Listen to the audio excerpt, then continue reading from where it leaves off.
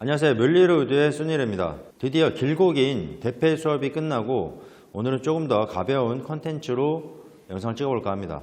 제가 지금 눈이 이쪽이 좀 실핏줄이 터져가지고 조금 눈에 이제 피가 좀 고여 있는데, 그래서 저번 주에 좀 쉬었어요. 촬영을. 눈이 너무 빨개가지고. 근데 아직 다 안 빠졌네요. 양해 좀 부탁드리겠습니다. 오늘 가벼운 컨텐츠는 순일의 이야기입니다.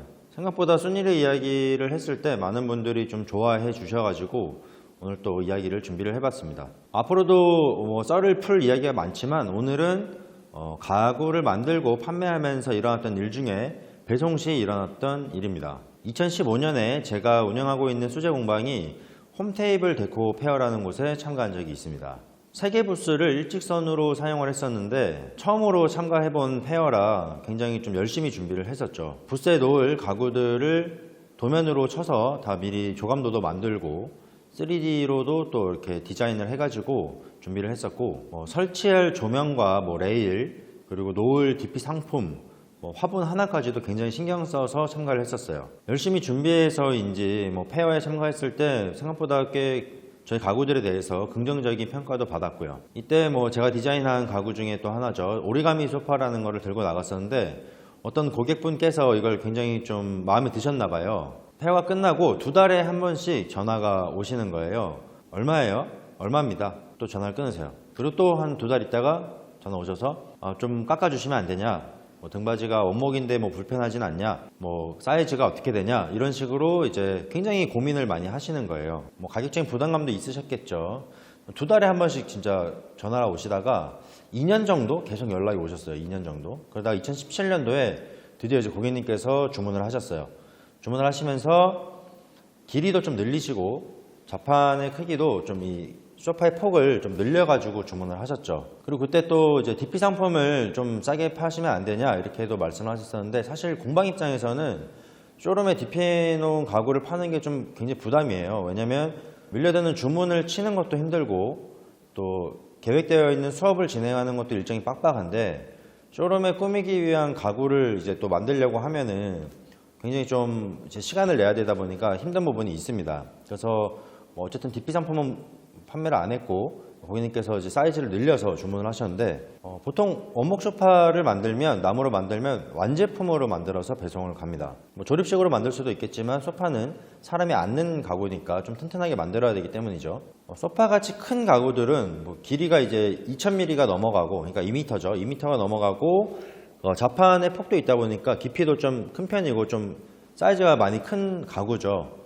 그렇기 때문에 이렇게 완제품으로 가는 대형 가구들은 사전에 미리 방문을 해가지고 엘리베이터의 크기를 좀 이렇게 확인을 하는 편입니다. 또 저는 그때 이제 고객님께서 사이즈를 굉장히 좀 크게 늘리시길래 당연히 이제 그렇게 생각을 한 거예요. 속으로 되게 큰 집에 사시나 보다. 그러면 또 소파를 이제 2년 만에 주문을 하시는 거니까 이사를 가셨나? 신축인가?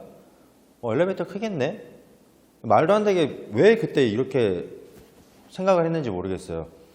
가구 판매를 그래도 몇 년 했는데 불구하고 그런 것도 확인을 안 하고 말이죠. 대망의 이제 배송일 날 배송을 갔습니다. 또 그때 에피소드가, 그때 마침 타 지역에 우리 공방 직원분들이 다 이제 배송을 가셔가지고 일손이 부족한 거예요. 그래서 그때 제가 전담해서 교육하고 있는 반에 교육생 2분한테 좀 배송을 좀 같이 가주실 수 있나 부탁을 드렸었어요. 이거 엘리베이터에 그냥 가구 실어서 갖다 주고만 오면 됩니다. 그래서 흔쾌히 허락을 하셔서 제가 밥도 사고 알바비도 드리겠습니다 이렇게 했죠. 도착을 했는데 엘리베이터 너무 작은 거예요. 엘리베이터가 어떻게 해도 소파가 안 들어가서 억지로 넣다가 그 엘리베이터 천장에 그 아크릴로 조명 눈부시지 말라고 막아놓은 게 있는데 그게 또 하나 깨졌어요. 그것도 물려줬죠. 그래서 이거 어떡하나 하고 이제 사다리차를 부르려고 했죠. 사다리차 전화하니까 거기 몇 층인가요? 그래서 22층입니다 했더니 사다리 비용을 60만 원 달라 하더라고요. 그래서 왜 이렇게 비싸요? 그랬더니 보통 사다리차가 시간당 한 7, 8만 원, 그때 당시에 7만 원 정도 했습니다. 왜 이렇게 비싸요? 라고 물어보니까 15층 이상은 특수 크레인으로 사다리차를 올려야 되기 때문에 가격이 많이 비싸다고 하더라고요. 그리고 또 제가 주문을 받을 때 주문서 계약서를 작성하는데 거기에 또 적혀 있어요.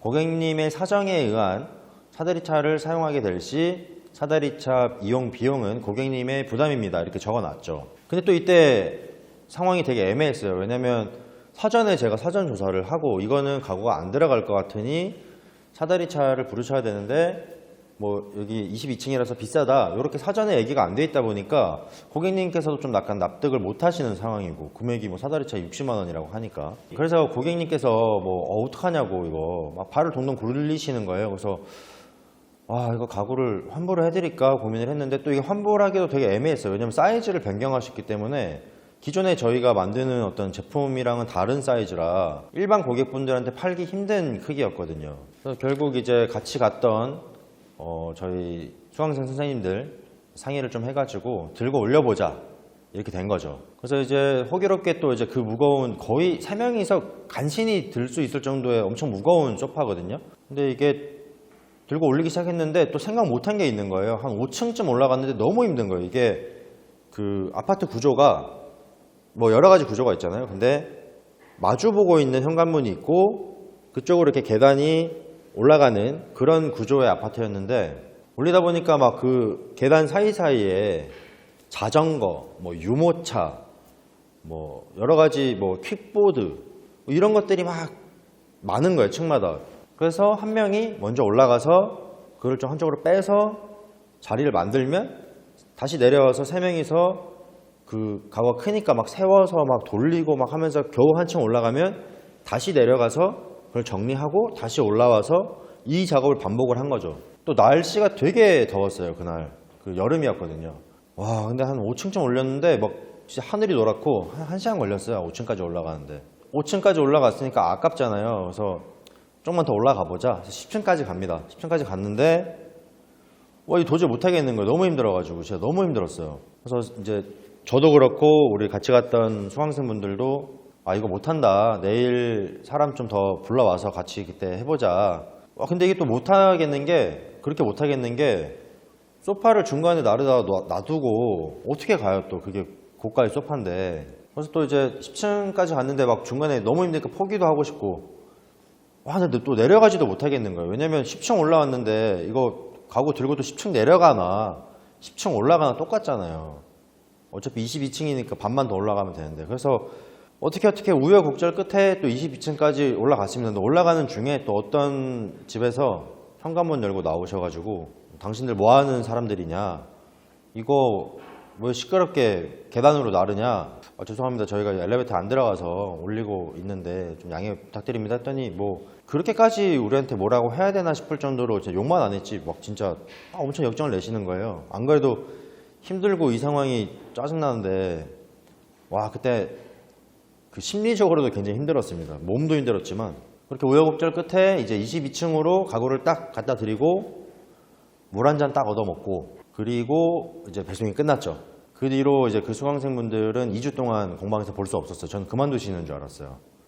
그래도 다행히 2주 뒤에 오시더라고요. 그래서 체력이 회복되는데 오래 걸렸다. 물론 이제 그때 총 한 3시간 걸렸는데 알바비를 좀 넉넉하게 챙겨드렸습니다. 물론 밥도 샀고요. 이 자리를 빌어서 정말 감사했고 죄송했다는 말씀 드립니다. 그때도 물론 감사하고 죄송하다는 말씀 드렸습니다. 오늘의 에피소드는 여기까지입니다. 저는 그때 이후로 돌다리도 두드려보고 건너라는 조상님들의 속담을 굉장히 새기고 있습니다.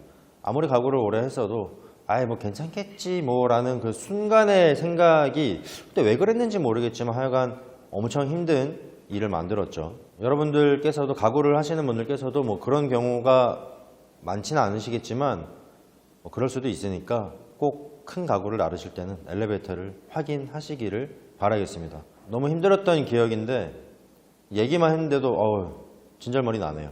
에피소드는 굉장히 지금 많이 준비되어 있으니까 힘들었던 적도 있고 좋았던 적도 있는데 다음번에 또 다른 이야기들 한번 풀어보겠습니다. 구독과 좋아요, 댓글 부탁드리겠습니다.